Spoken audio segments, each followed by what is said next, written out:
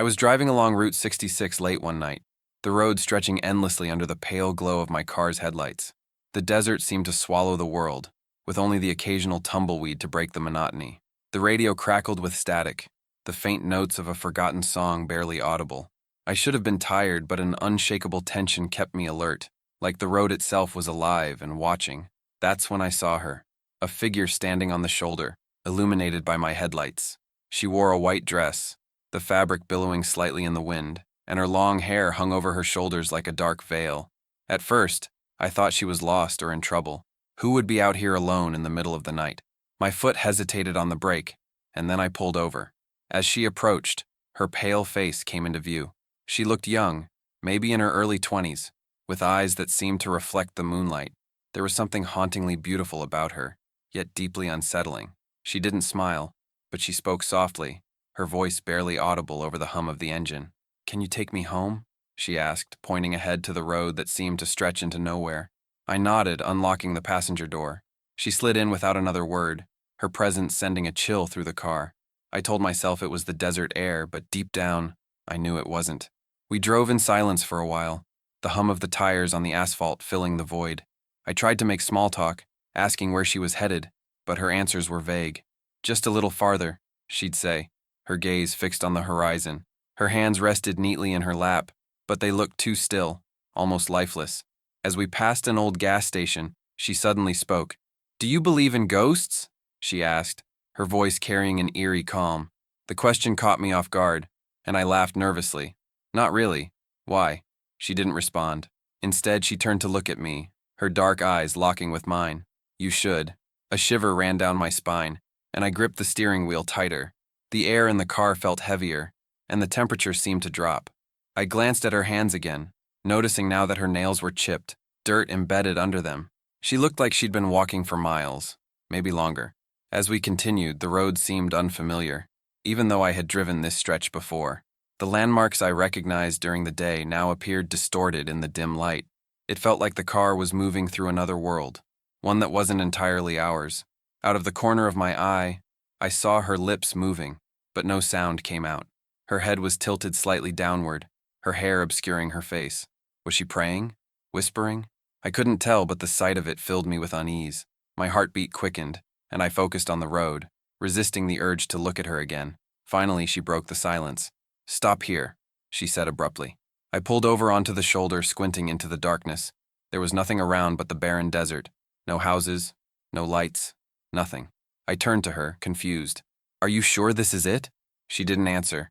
Instead, she opened the door and stepped out. For a moment, she stood there, her silhouette framed against the endless expanse of night. Then she turned to me, her face pale and expressionless. "Thank you," she whispered, before walking toward the darkness. I waited, watching as she disappeared into the shadows. A part of me wanted to follow, to make sure she was okay, but my instincts screamed at me to stay in the car. I rolled down the window, calling after her, but there was no response, only silence. I decided to drive a little farther, hoping to find a house or some sign of civilization where I could report her. After about 10 minutes, I saw a dimly lit diner up ahead.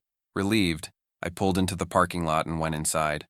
The diner was nearly empty, save for an older man behind the counter and a couple of truckers at a booth. I approached the counter and told the man about the girl, describing her white dress and eerie demeanor. His face grew serious and he leaned closer. "You said she was wearing a white dress?" I nodded, my throat dry. He sighed heavily. "You're not the first to see her. That girl, she died on this road over 20 years ago, hit by a drunk driver late one night. People say she still tries to get home." My stomach turned, and my hands trembled as I gripped the counter. "That's not possible," I stammered. "She was in my car. I talked to her." The man just shook his head. "They all say that." I left the diner in a daze, the weight of his words sinking in. When I got to my car, the passenger seat was empty, but the faint imprint of where she had sat was still visible. I stared at it, my mind racing.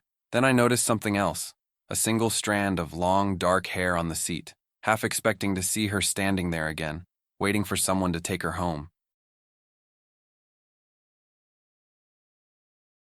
It was late, and the highway stretched before me like an endless ribbon of asphalt. My car's fuel gauge blinked angrily, the needle hovering just above empty. I cursed myself for not filling up earlier. The nearest gas station, according to my GPS, was nearly 30 miles away, but I knew I wouldn't make it that far. The desert around me was pitch black, broken only by the weak beam of my headlights. Then I saw it, a flicker of neon light on the horizon.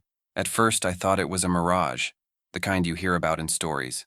But as I drove closer, the glow solidified into a sign: Earl's Gas and Go. The letters buzzed faintly, some flickering as though they might give out at any moment. A weathered gas station sat beneath the sign, its single pump illuminated by a sickly yellow light. Relief flooded me. I pulled in, the tires crunching on the gravel. The place looked old, too old. The paint on the building was peeling, and the windows were covered in a thick layer of grime. But I didn't care. I needed gas. Stepping out of the car, the air hit me, cold, still, and heavy, like the world had paused. There were no crickets, no wind, no sound at all. It was unsettling. As I walked toward the pump, I noticed a man sitting behind the counter inside the station. He was staring at me, motionless. I hesitated, then waved. He didn't wave back. The pump was ancient, the kind you see in black and white photos. I picked up the nozzle and tried to start the gas flow, but nothing happened. Frustrated, I turned toward the station and shouted, "Hey, does this thing work?" The man didn't answer. He just kept staring. Annoyed, I walked inside. The bell above the door jingled weakly, the sound oddly muffled. The interior was dimly lit, with shelves stocked with dusty cans of soup, outdated magazines, and candy bars I hadn't seen since I was a kid. The air smelled faintly of mildew and something else I couldn't place, something metallic. The man was sitting behind the counter, his face pale and expressionless. His clothes were outdated, like something from the 1950s, and his skin looked waxy, almost fake. Up close, his eyes were the worst part, glassy, unblinking, and lifeless. "Can I get some gas?" I asked, my voice sounding too loud in the stillness. He didn't respond. Instead, he slowly raised a hand and pointed to a door at the back of the station. I followed his gaze, confused. "What's back there?" I asked. No answer. A chill crept up my spine, but I couldn't leave without gas. Swallowing my unease, I walked toward the door. As I got closer, I noticed scratches on its surface, deep gouges like something had clawed at it. My hand hovered over the doorknob, and for a moment I considered leaving. But curiosity or desperation pushed me forward. The door creaked open, revealing a narrow staircase leading down. The smell hit me immediately, strong, metallic, and foul, like rust and decay. I gagged but forced myself to descend, my footsteps echoing in the cramped space. At the bottom, I found a small room illuminated by a single flickering bulb. In the center was a metal drum, its lid slightly ajar. The smell was overwhelming now, making my eyes water. I approached cautiously, my heart pounding. When I lifted the lid, I stumbled back, nearly falling. Inside were objects floating in a thick black liquid. Keys, wallets, watches, even shoes. My mind reeled. These were personal belongings, things people would never leave behind. A horrifying realization crept over me. These belonged to others who had come here before me. I turned to run, but as I reached the stairs, the door above slammed shut with a deafening bang. Panic surged through me as I pounded on it, screaming for help. That's when I heard it, a low, guttural sound from behind me. It wasn't human. I spun around, my back pressed against the door. The light in the room flickered, and in the shadows something moved. It was tall and gangly, with limbs too long and joints that bent the wrong way. Its face, or what should have been a face, was a smooth, featureless void. It crawled toward me, its movements jerky and unnatural. I scrambled up the stairs, banging on the door with all my strength. Just as the creature reached the bottom step, the door flew open, and I tumbled into the gas station. The man behind the counter was still there, staring blankly. Without thinking, I bolted for my car. The engine roared to life, and I sped out of there, not daring to look back. As I reached the highway, I glanced at my rearview mirror. The gas station was gone. The neon sign, the building, everything, vanished as if it had never been there. But my tank was full. To this day, I can't explain what happened. I've searched maps and asked locals, but no one's ever heard of Earl's Gas and Go. All I know is, I'll never drive that stretch of road at night again.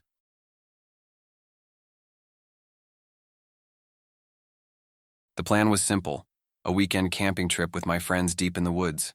There were 4 of us, me, my best friend Sam, and our 2 other friends, Jess and Mark. The idea of escaping the city sounded perfect. We packed our tents, supplies, and enough food to last 3 days. It was supposed to be fun, but none of us could have predicted how the night would unfold.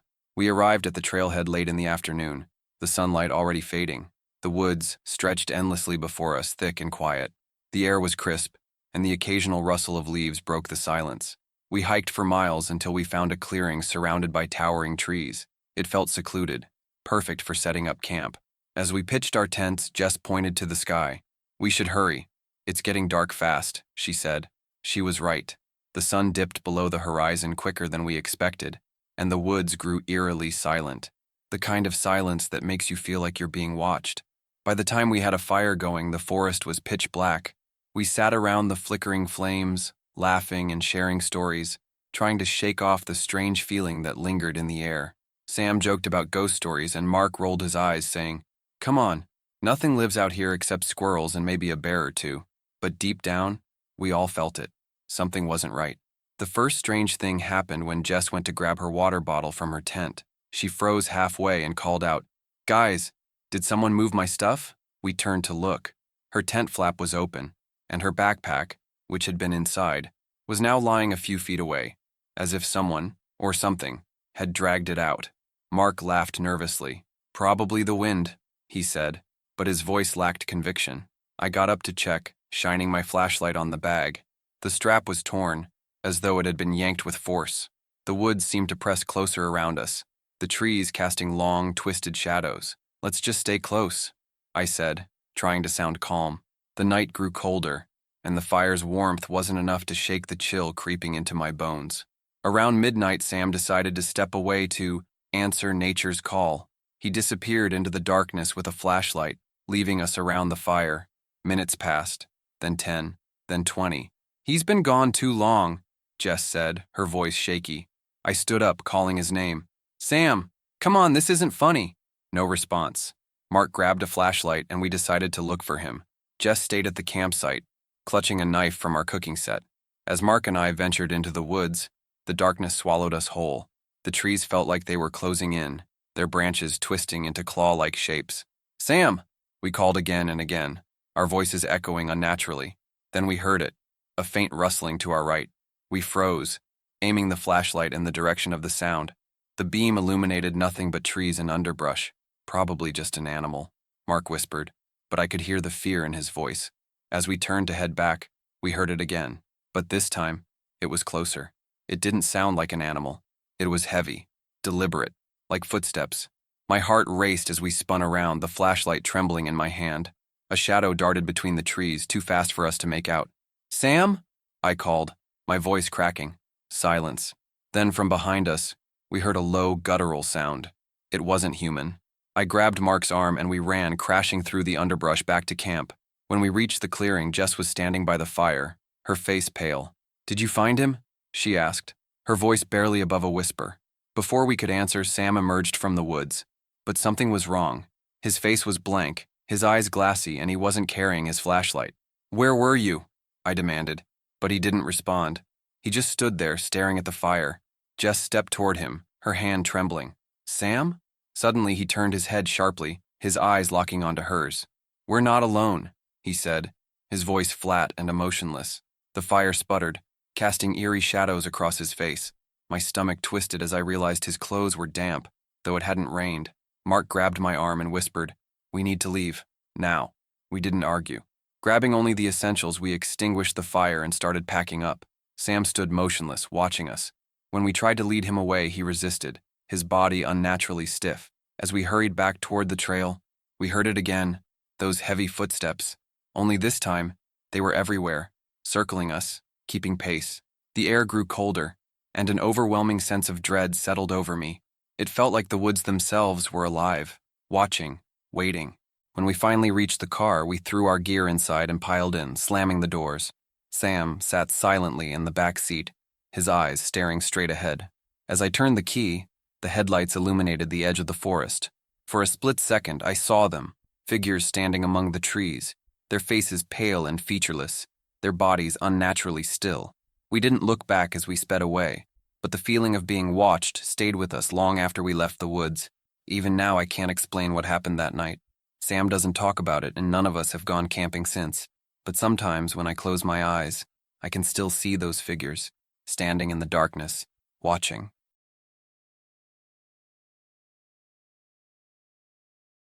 Next, rain was pounding on my windshield, the wipers struggling to keep up. The darkness was suffocating, and the headlights barely cut through the sheets of rain. I'd been driving for hours, exhausted and desperate for a place to rest. That's when I saw the flickering neon sign ahead. Haven Motel, vacancy. Relieved, I pulled into the small parking lot. The building was old, its peeling paint barely visible under the dim light of the sign. The rain made everything look distorted, but I didn't care. I grabbed my bag and ran to the lobby, the cold water soaking through my clothes. Inside, the air was stale, carrying the faint scent of mildew. A bell sat on the counter, tarnished and dented. I tapped it, and a moment later an elderly man appeared from the back. His face was gaunt, his eyes hollow, but he smiled, a little too wide. "Just passing through?" he asked, his voice raspy. "Yeah, just need a place for the night," I replied, shivering. He slid a key across the counter, its brass tag marked with the number 7. "Enjoy your stay," he said, his smile lingering unnervingly as I walked out. Room 7 was at the far end of the building, its door barely hanging on its hinges. The room itself was no better, dimly lit with a single flickering bulb, and the furniture looked like it hadn't been updated since the 70s. The bed creaked when I sat on it, and the wallpaper was peeling in places, revealing dark stains underneath. I was too tired to care. I locked the door, pulled the curtains shut, and collapsed on the bed. The storm outside was deafening, the wind howling like a wounded animal. As I lay there, I noticed something odd. The clock on the bedside table wasn't working. Its hands were stuck at 3:15, the second hand ticking back and forth in place. A sense of unease crept over me, but I shook it off as paranoia. Exhaustion was playing tricks on my mind. I turned off the light and closed my eyes, letting the sound of the rain lull me to sleep. But sleep didn't come. A loud bang jolted me upright. It sounded like it came from the hallway. Heart pounding, I got up and peered through the peephole. The corridor was empty, but the lights were flickering violently, casting unsettling shadows. I opened the door cautiously, stepping out. "Hello?" I called, my voice echoing eerily. No answer. I was about to go back inside when I noticed something strange. The hallway seemed longer than I remembered, much longer. The far end was shrouded in darkness, and no matter how hard I squinted, I couldn't see where it ended. I stepped back into my room and locked the door. My hands were trembling, and my breathing was shallow. I told myself it was just my imagination, but deep down, I knew something was wrong. I grabbed my phone to call someone, anyone, but there was no signal. The Wi-Fi didn't work either. Then, I heard it. A faint scratching sound, like nails dragging across wood. It was coming from the closet. Every instinct told me to run, to leave the motel and drive into the storm if I had to. But I couldn't move. My feet felt glued to the floor as the scratching grew louder, more frantic. Slowly, I approached the closet, my hand shaking as I reached for the doorknob. When I yanked it open, the closet was empty, just an old musty smell and a single coat hanger swaying slightly. I exhaled shakily, laughing at myself for being so paranoid. But as I closed the door, I noticed something chilling. The coat hanger was swinging the wrong way, as if something had moved it from inside the closet. Panic surged through me. I grabbed my bag and bolted out of the room, slamming the door behind me. The hallway was darker now, the lights flickering so fast it felt like I was in a strobe-lit nightmare. I ran toward the lobby, desperate to leave, but the hallway didn't end. No matter how far I ran, the lobby never appeared. The walls seemed to stretch endlessly, and the doors to the other rooms were gone. My breathing grew ragged as I stopped, turning around. The hallway behind me was gone too, just endless darkness. Then I heard footsteps. They were slow, deliberate, and coming from somewhere ahead of me. A shadow emerged, tall and distorted, its movements jerky and unnatural. I froze, unable to scream or move. The figure got closer, and I could see its face, or lack of one. Its features were blurred, as if smeared like wet paint. It raised a hand, pointing at me. The lights flickered once, twice, and then went out completely. When they came back on, I was standing in the lobby. The old man was behind the counter, smiling that same unnerving smile. "Leaving already?" he asked, his tone mocking. I didn't reply. I sprinted out into the rain, jumped into my car, and drove as fast as I could. When I glanced in the rearview mirror, the motel was gone. The sign, the building, everything. Just empty highway. And sometimes late at night, I swear I can hear faint scratching, like nails on wood, coming from my closet.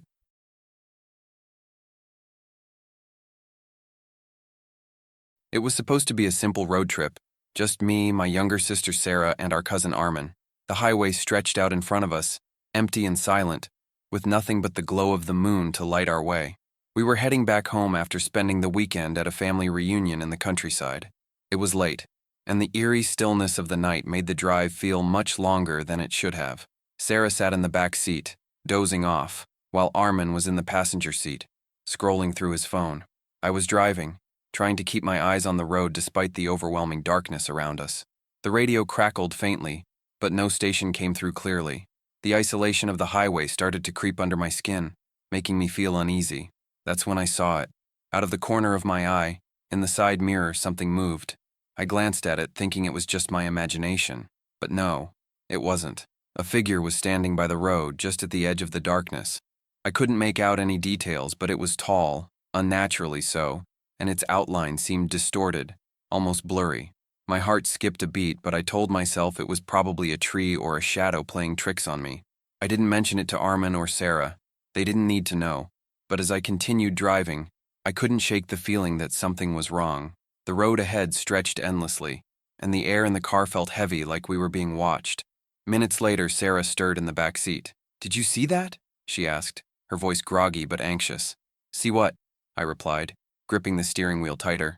"Someone standing by the road, back there," she said, leaning forward to look out the back window. Her words sent a chill down my spine. I hadn't told her what I saw, but she'd noticed it too. "It's probably nothing," Armin chimed in, though his voice lacked confidence. "Just your imagination." But I knew it wasn't. We drove in silence for a while, the tension in the car growing thicker. Then, it happened again. This time, the figure wasn't standing by the road. It was walking, slowly, deliberately, keeping pace with the car. My blood turned cold as I glanced in the side mirror. The figure's movements were unnatural, its limbs bending in ways they shouldn't. It was tall, unnaturally lanky, and its face was featureless, just smooth, pale skin where eyes, a nose, and a mouth should have been. "Do you see that?" I blurted out, my voice shaking. Armin turned to look, his face going pale. "What the hell is that?" Sarah pressed her face against the back window, her breathing quick and shallow. "It's following us." I hit the accelerator, my hands trembling on the wheel. The car surged forward, but the figure didn't fall behind. It moved faster, its distorted body gliding effortlessly along the road, as if the laws of physics didn't apply to it. The sound of its footsteps, heavy, deliberate, echoed in my ears, even though the windows were closed. "What do we do?" Sarah cried, her voice breaking. "Just keep driving," Armin said, though he didn't sound sure of himself. The road ahead seemed endless, and the figure kept pace with us, its faceless head tilting slightly, as if it were observing us. I couldn't look at it anymore. The sight of it made my stomach churn, but no matter how hard I tried, I could feel its presence. Then the car started to slow down. No, I muttered, glancing at the dashboard. The fuel gauge was dipping dangerously close to empty. "We're running out of gas." "Are you kidding me?" Armand shouted, panic rising in his voice. "You didn't fill up before we left?" "I didn't think we'd need to," I snapped back, my heart pounding. The car sputtered, jerking forward before coming to a complete stop. The engine died, and the silence that followed was deafening. Outside, the figure had stopped too. It stood a few feet away, perfectly still, as if waiting for us to make the next move. "We need to get out of here," Armin said, his voice barely above a whisper. "And go where?" Sarah replied, tears streaming down her face. "It's out there." Suddenly, the figure started moving again, but this time it was coming straight for the car. Its movements were jerky, almost inhuman, and its long, distorted arms reached out, clawing at the air. Sarah screamed, and Armin fumbled with his phone, trying to call for help, but there was no signal. I locked the doors, my hands shaking so badly I could barely press the button. The figure reached the car and slammed its hand against the driver's side window. The glass didn't shatter, but the force of the impact made the whole car shake. Its faceless head pressed against the window, as if trying to peer inside. "Do something!" Sarah yelled, her voice hysterical. I didn't know what to do. My mind was blank, frozen with fear. Then just as suddenly as it had appeared, the figure stopped. It stepped back, its head tilting unnaturally to one side, and then it disappeared. One moment it was there, and the next, the road was empty. For a long time, none of us spoke. The silence in the car was suffocating, but none of us dared to get out. When the car finally started again, I didn't waste a second. I drove until the sun rose, not stopping until we reached a gas station. Even now, I can't explain what happened that night, but I know one thing for sure. I'll never drive that stretch of road after dark again. Because sometimes the darkness isn't empty. Sometimes something is watching. It was a cold, foggy night when we first heard about the bridge. I was with my best friends, Armin and Sarah, and we were coming back from a late-night drive through the countryside. The locals had warned us about the old stone bridge just outside town. They called it the Devil's Crossing, a place haunted by whispers of death and disappearances. Naturally, being the curious idiots we were, we decided to take the shortcut home that went directly over it. The road leading to the bridge was eerily quiet. The trees on either side formed a dense canopy, blocking out the moonlight. The only sound was the crunch of gravel under the car's tires. I was driving, Sarah was in the passenger seat, and Armin was in the back, already regretting our decision. "I don't like this," he muttered, peering out the window into the darkness. "This place feels wrong." "Relax," Sarah said, trying to sound brave, but I could hear the unease in her voice. "It's just a bridge. Stories like these are made up to scare people." As we approached the bridge, the air grew colder, and a thin layer of fog rolled in, clinging to the ground like a ghostly blanket. My headlights illuminated the structure, and I immediately felt a knot in my stomach. The bridge was ancient, its stone surface cracked and weathered. Vines crawled along its edges, and the railing looked as though it might crumble if touched. It stretched across a black, still river that seemed to absorb all light. "Are we seriously doing this?" Armin asked, leaning forward. His eyes darted nervously between me and the bridge. "We'll be fine," I said, trying to convince myself as much as him. "It's just a shortcut." As soon as we drove onto the bridge, the atmosphere changed. The air felt heavier, pressing down on us like an invisible weight. The car's engine hummed steadily, but the sound seemed muffled, as if we had entered a different world. Sarah gripped the edge of her seat, her knuckles white. Armin's breathing was shallow and rapid. Halfway across, I noticed something in the middle of the bridge, a figure standing motionless in the fog. My heart skipped a beat, and I instinctively slowed the car. The figure was cloaked in shadows, its features obscured by the swirling mist. "Do you see that?" I whispered, my voice barely audible. Sarah nodded, her eyes wide with fear. What is it?" Armin leaned closer to the window, squinting. "It's just someone, right? Maybe a local?" But deep down, none of us believed that. The figure began to move. It didn't walk. It glided, its feet never touching the ground. The fog seemed to follow it, swirling unnaturally around its form. I stopped the car completely, too scared to go forward, but too terrified to turn back. "Let's just reverse and get out of here," Armin said, his voice trembling. Before I could respond, the car suddenly died. The engine sputtered once, twice, and then went silent. The headlights flickered and went out, plunging us into darkness. Panic surged through me as I frantically turned the key, but the car wouldn't start. The figure was closer now, its shape becoming clearer. It was tall and gaunt, its limbs impossibly long. Its face, or what should have been a face, was a hollow void, an empty blackness that seemed to draw in the light. It stopped a few feet from the car, tilting its head as if observing us.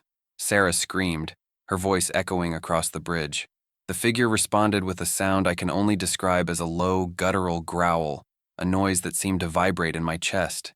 Armin shouted for me to start the car again, but my hands were shaking so badly I could barely grip the keys. The figure raised one of its elongated arms and pointed at us. The windows of the car began to frost over, the ice spreading rapidly until we could barely see outside. The temperature inside dropped sharply, our breaths fogging the air. Then the whispers started. They came from everywhere and nowhere, low and unintelligible at first, but growing louder with each passing second. It was as if the bridge itself was alive, speaking to us in a language we couldn't understand. The sound was maddening, a chorus of voices that filled my head and made it hard to think. "I can't take this," Armin shouted, reaching for the door handle. "Don't!" I yelled, grabbing his arm. "We don't know what's out there." The figure began to move again, circling the car. Its movements were erratic, like a predator toying with its prey. The whispers grew louder, turning into screams that seemed to come from the depths of the river below. Suddenly, the car roared back to life. The headlights blazed on, illuminating the bridge and the figure. It recoiled, its shadowy form shrinking away from the light. Without hesitation, I slammed my foot on the gas. The tires screeched as the car lurched forward, speeding toward the other side of the bridge. As we crossed the threshold, the screams stopped. The air became lighter, and the fog dissipated. I didn't stop driving until we reached the safety of a nearby gas station. We stumbled out of the car, shaking and pale. Did that really happen?" Sarah asked, her voice barely above a whisper. None of us answered. We didn't need to. The frost still clinging to the windows and the deep scratches on the car's hood were proof enough. Even now, whenever I think about that bridge, I feel the weight of those whispers, the hollow gaze of that figure, and I know one thing for certain: I will never cross that bridge again. As we crossed the threshold, the screams stopped, the air became lighter, and the fog dissipated. I didn't stop driving until we reached the safety of a nearby gas station. We stumbled out of the car, shaking and pale. Did that really happen? Sarah asked, her voice barely above a whisper. None of us answered. We didn't need to. The frost still clinging to the windows and the deep scratches on the car's hood were proof enough. Even now, whenever I think about that bridge, I feel the weight of those whispers, the hollow gaze of that figure. And I know one thing for certain: I will never cross that bridge again. It was a road trip like any other. I was driving back home after visiting a friend in a nearby city. The highway stretched on for miles, lined with endless trees and occasional road signs.